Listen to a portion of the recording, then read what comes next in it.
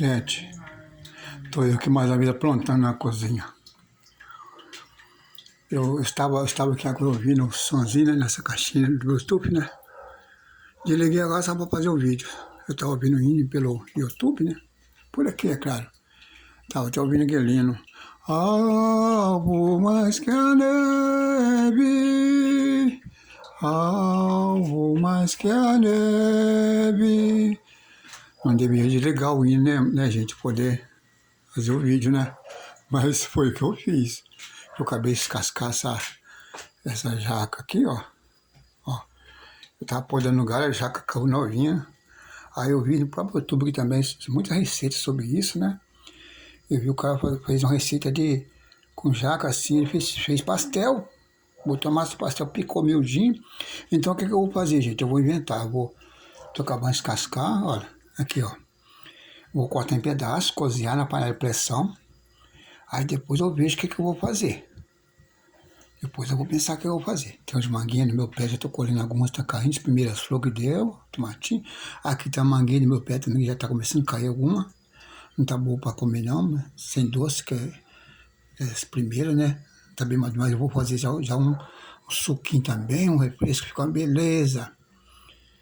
Então, gente, é isso. Eu tô aqui fazendo.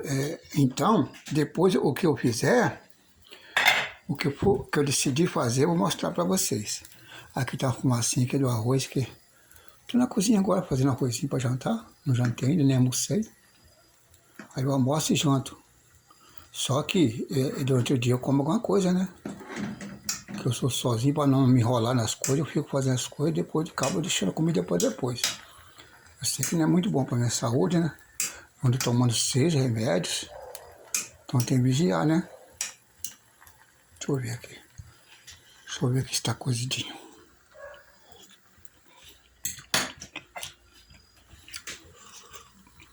Ah, tá bom sim. É só acabar de secar um pouquinho. A comida tá tudo quente aqui para almoçar, ó. Tá quente ainda. Feijãozinho. Aqui tem um macarrãozinho.